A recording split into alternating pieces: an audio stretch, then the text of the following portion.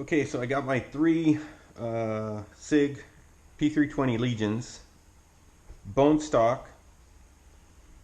This has the Gray Kun competition trigger kit, and this one here has the tactical trigger kit. Now the tactical trigger kit I just got, haven't fired it yet. I've been running the gray guns, but I just installed it. It uses I'm using the OEM, the stock Legion skeletonized trigger shoe.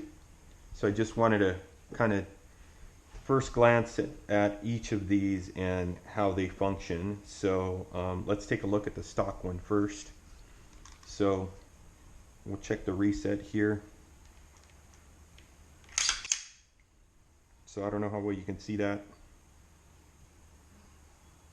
Let's go against the yellow background here. So that was the reset.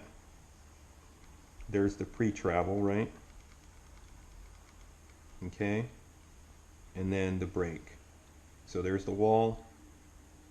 Little bit of creep. Little bit more, and then the brake.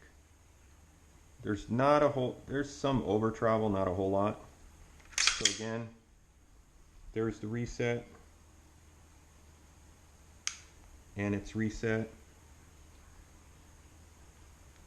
The pre-travel, and then the brake.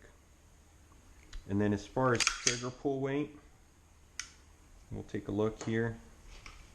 Get my cheap non-digital scale here and see what it's at.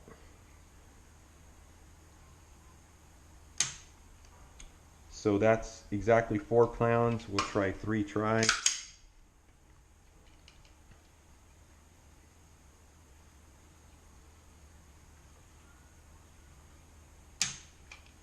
So exactly 4, one more try.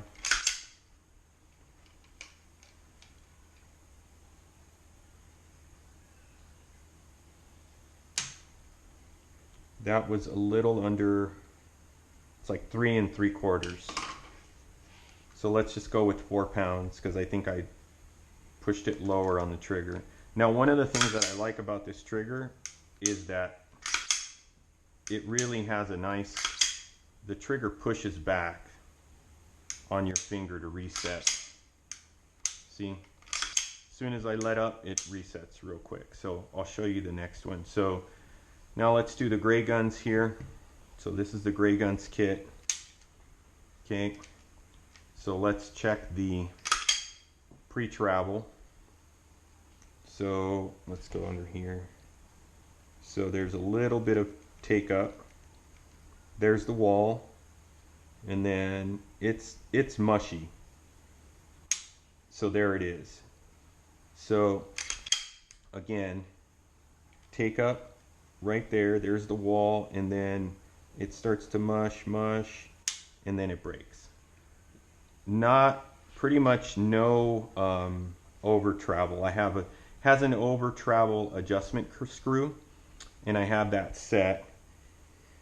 I have a love-hate relationship with these screws because if you don't get them really clean and apply the Loctite when it's really clean, they eventually start to move, and the worst thing that can happen in a match is that it moves and then the fucking trigger doesn't reset right.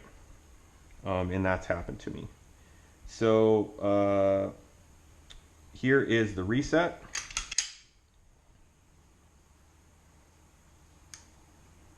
So pretty short reset. It's not too bad,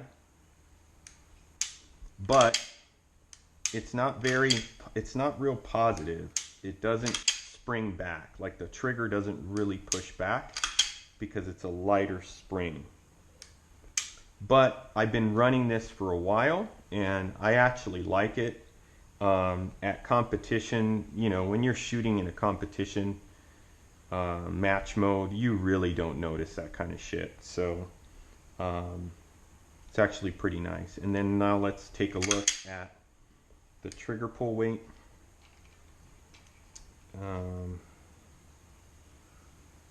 So let's go here, about the same spot. So that was 2 1/4. Let's do that again.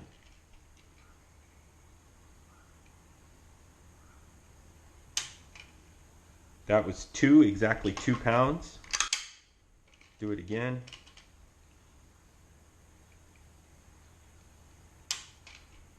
Exactly 2 pounds. So 4 pounds, 2 pounds, and now we will do the tactical trigger. So let's put these back here. So again, this is the stock trigger shoe. And you can see, let's cock that. There's probably the least amount of pre-travel. Not a whole lot. And there's a nice wall there. And then as soon as I pull the trigger, there's the wall. Little bit of creep, less than the other one. You can see it. Let's see. There it is.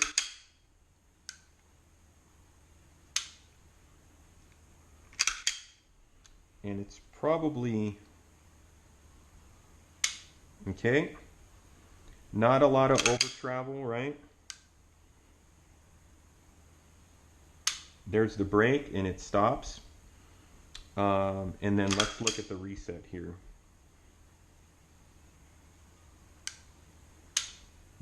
The reset's pretty short. Look at that.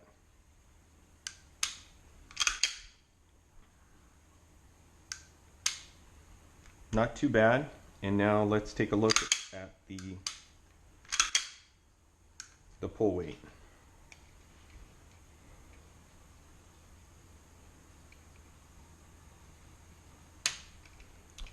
So 2 1/4 pounds.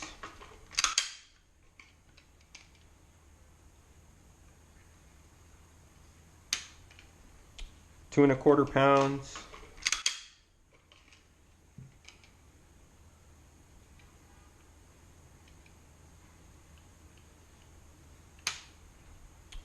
Two and a half. So that was a little bit more.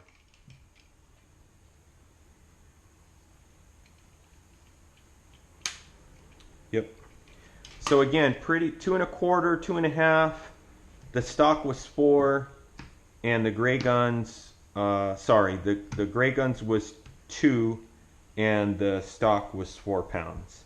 All very usable triggers. To be honest with you, the stock Legion trigger out of the box is pretty damn good. There's things I like about it. The reset, that positive reset with the trigger, I really like that. Where when you start to mess with the trigger spring and the weight, I think that like reduces that positive push of that reset. The tactical trigger is definitely it's crisper. The reset is shorter, and then the pre-travel is shorter. And what I like about this tactical kit is it doesn't use set screws.